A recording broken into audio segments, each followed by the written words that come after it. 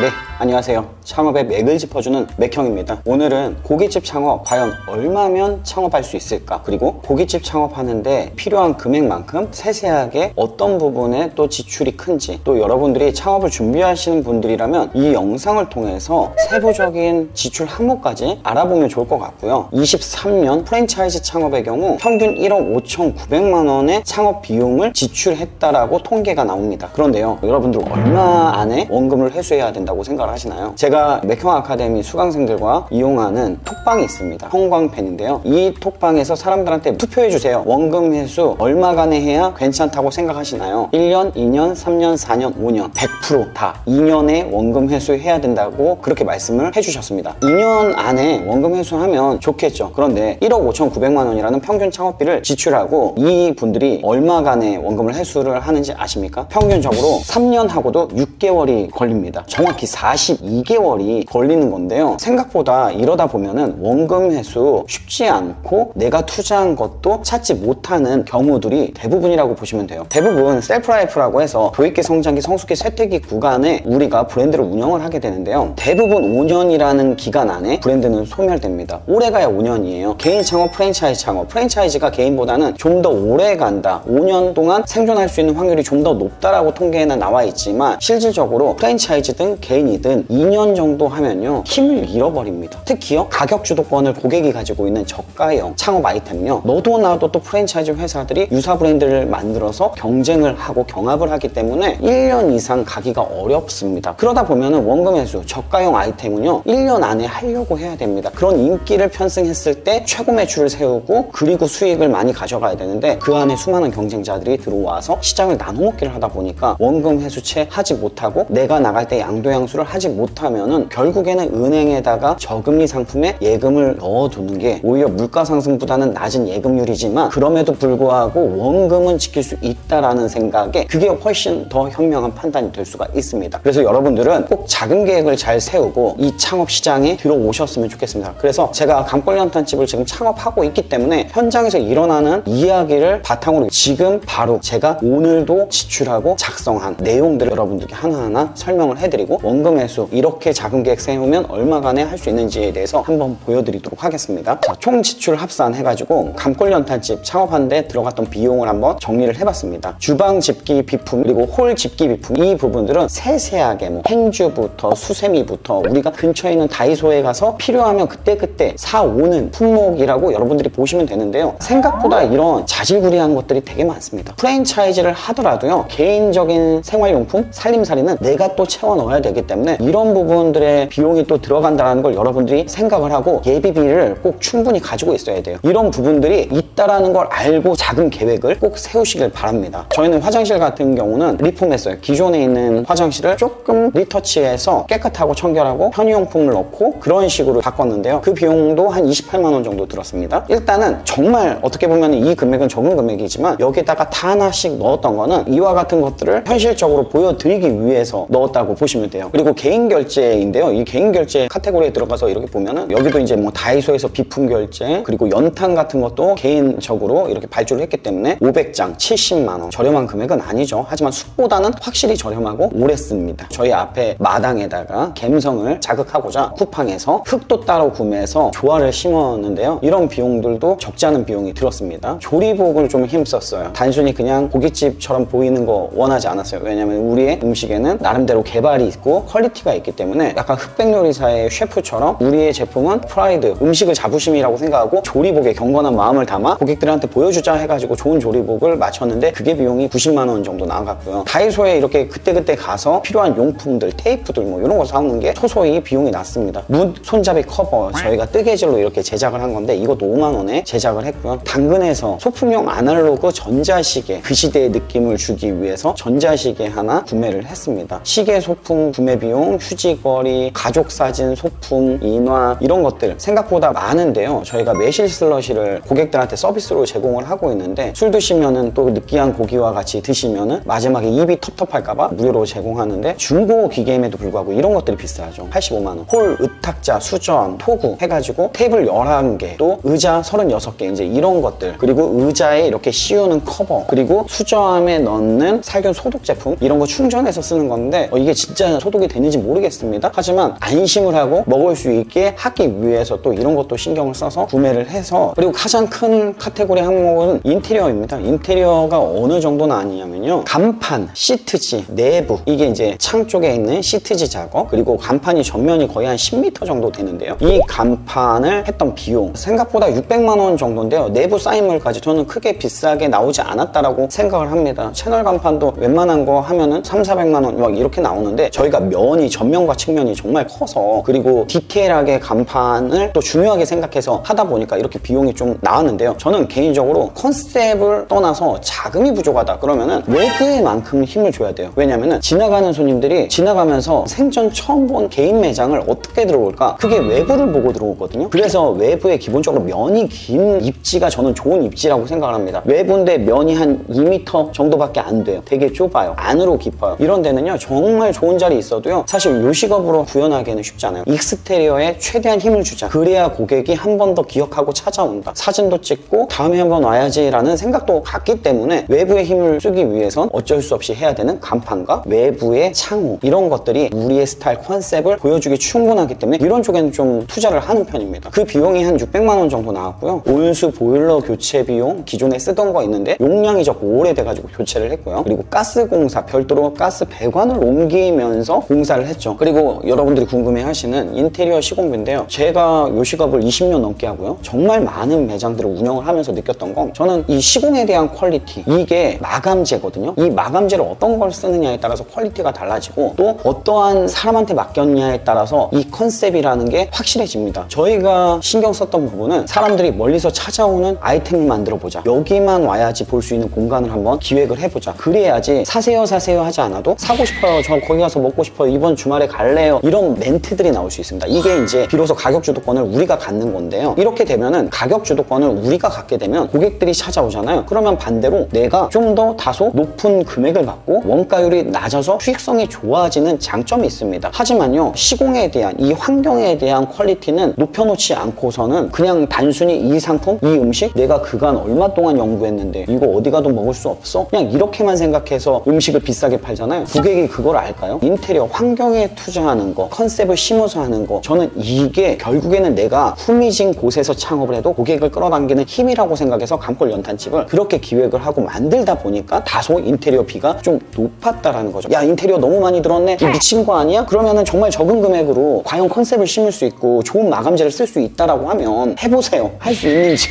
쉽지 않습니다. 이게 싸고 좋은 게 어디냐는 거죠. 비싸도요, 좋은 이유가 있습니다. 자, 덕트 시공비도요, 마력수가 좀 센 걸로 2개를 하고 홀 주방 나눠서 하다 보니까 490만 원 나왔는데, 저희도 연탄으로 고깃집이 처음이다 보니까 사실 이 컨셉을 무너뜨리기 싫어서 자바라를 내리지 않았습니다. 그런데요, 혹시나 불안하는 마음에 전고구처럼 가운데 천장으로 지나가는 덕트 배관에 끼울 수 있도록 미리 좀 예비를 해 놓았죠. 아니나 다를까 여러분들이 걱정하던 그 연기가, 유증기가 군데군데 붙어서 우리가 그 이상으로 청결을 하지 않으면 금방 끈적끈적하고 진짜 비싼 돈 지불하고 좋은 환경 만들어 놓고 오래된 가게가 아니라 지저분한 매장이 될 것 같다라는 생각이 들어서 결국엔 자바라를 설치했습니다. 하지만 자바라도요, 그냥 단순한 주물로 하는 게 아니라 스텐으로 해서 컨셉에 어울리는 그런 자바라를 했는데 200% 만족합니다. 고기도 너무 잘 빨리고 인테리어에 전혀 피해를 주고 있지 않아요. 물론 인건비라는 항목이 2배가 2번의 공사로 인해서 들게 돼서 비용이 다소 높게 나온 부분은 안타깝게 생각을 합니다. 이런 게 시행착오죠, 여러분. 주방업체에다가 한 번에 주문하면 되겠지만 바로바로 생각이 안 나서 준비를 못하는 것들은, 요즘에 뭐 쿠팡, 로켓 배송 너무 좋잖아요. 다음날 바로바로 오니까 이런 것들은 주방 세제까지 다 온라인 구매를 통해서 구매한 것들을 여기다가 일일이 다 기록을 했습니다. 계란 불리기, 저희 이제 처음 음식하는 사람들 오면은 저희 미나리 비빔밥에 계란 노른자가 하나 딱 올라가는데 이렇게 계란 불리기가 또 하나 있더라고요. 그러면은 콜에 있는 분들이 비빔밥을 만들거든요. 초보가 와도 노른자 탁 해서 그냥 쏙 부어서 위에다 올리면 되는 정말 편리한 세상에서 우리가 창업을 하고 있다. 여러분들이 이 정도 생각하면 좋을 것 같습니다. 처음부터 완벽히 이런 리스트가 들어간다라는 건 여러분들이 예측하지 못할 겁니다. 하지만 한번 이렇게 이미지를 그려보면서 어떤 것들이 필요한지 정도 생각하면서 또 한편으로 예산을 짤 때 이런 비품들이 들어갈 수 있으니 예비비는 어느 정도 해놔야 되겠다 생각을 하면 좋을 것 같습니다. 자, 보증금이 얼마냐? 5천만 원. 권리금이 얼마냐? 3천만 원 들었습니다. 평수는 정확히 24평입니다. 그렇게 해서 저희는 1억 9,081만 3,548원이라는 총 창업비가 들었습니다.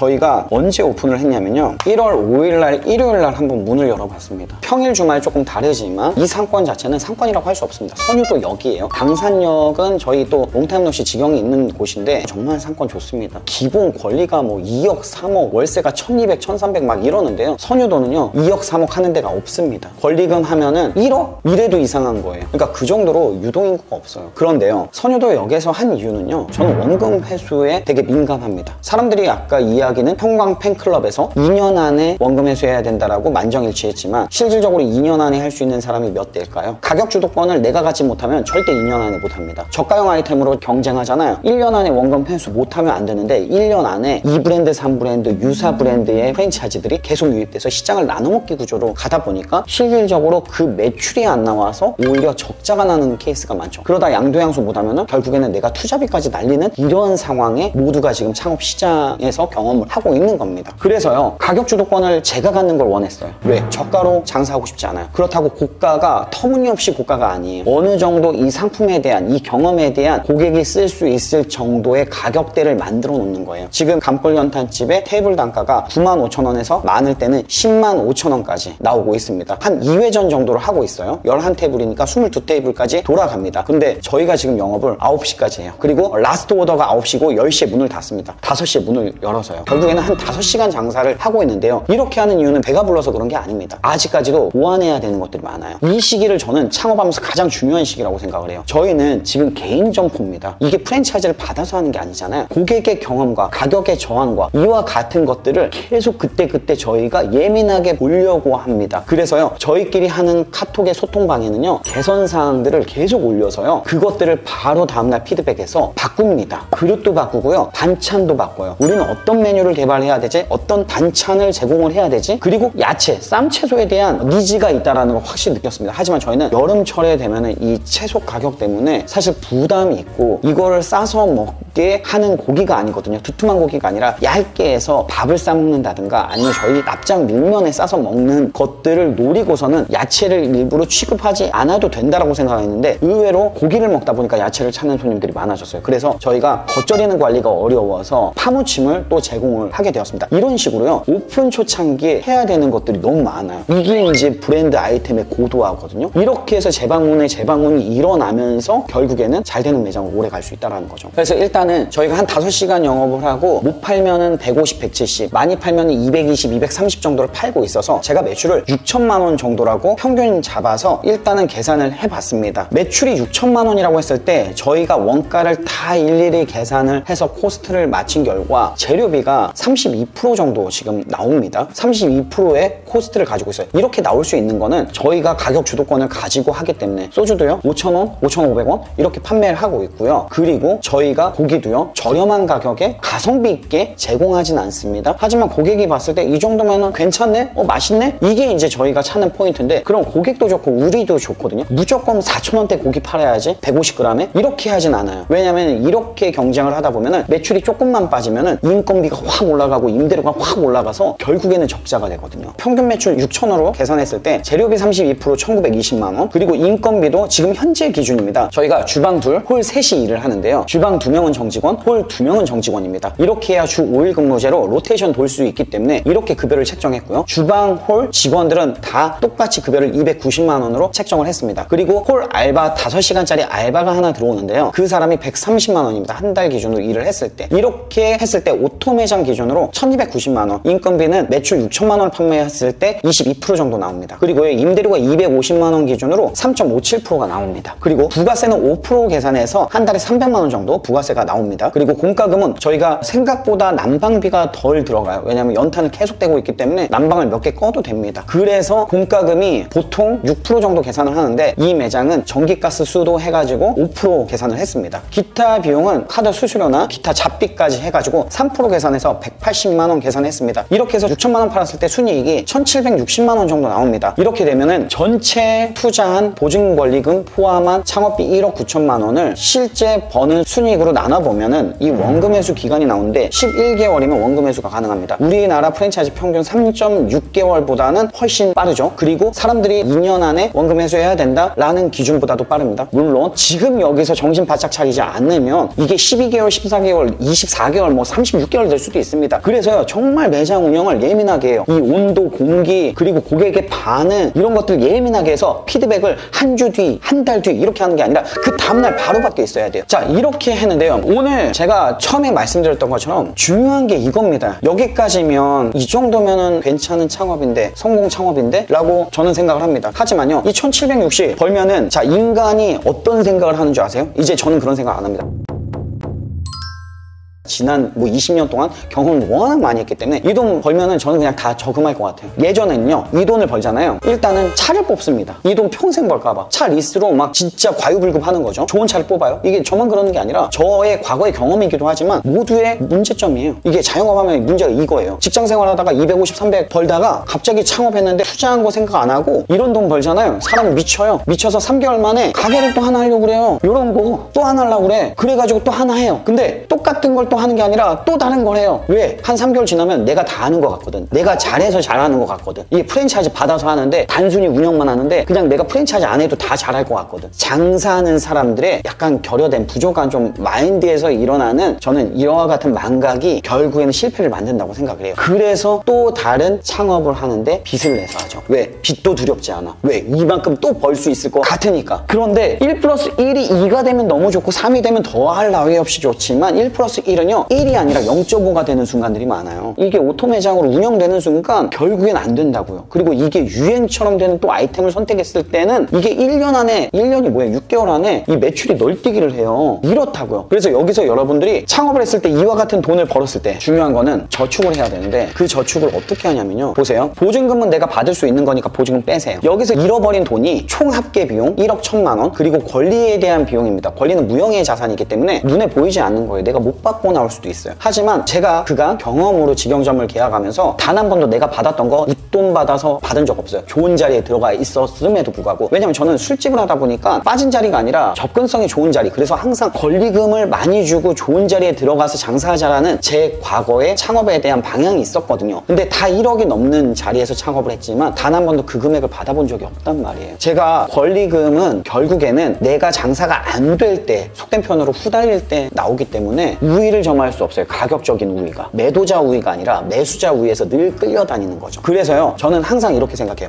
권리금의 30%는 내가 못 받는 돈. 그렇게 해서 3,000만 원이면 저는 나올 때 2,100만 원 정도는 받을 수 있어 라고 그냥 계산을 합니다. 예측적으로. 그래서 900만 원은 총합계 1억 1,000에서 권리에 대한 30%를 감가한다고 했을 때 900만 원은 말 그대로 여기에 있는 모든 지출 비용처럼 없어지는 돈이라고 우리가 편하게 생각을 하자고요. 그러면은 1억 1,900만 원, 약 1억 2천만 원 정도 되는 금액이 사라져버리는 돈이에요. 그러면 제가 말씀드리고 싶은 건요, 여러분 1760을 벌면 뭐하냐고요. 저축 안 하잖아요. 여기에 또 대출 이빠이 받아서 대출 원금 내고 이자 내잖아요. 그러다 보면 돈이 있는 거 가지고 생활하기 바빠요. 살림살이 하기 바쁘다고요. 자녀들 키워야 되죠? 아니면 내가 갖고 싶은 거 가져야 되죠? 이런단 말이에요. 그러면은 2년 안에 해야 되기 때문에 이거를 24개월로 나눴을 때 500만 원이라는 매월 비용이 필요합니다. 그러면은 여기 지출 비용이 내가 죽었다 깨어나도 500만 원 여러분들 저축해야 돼요. 이거 내 돈 아니에요.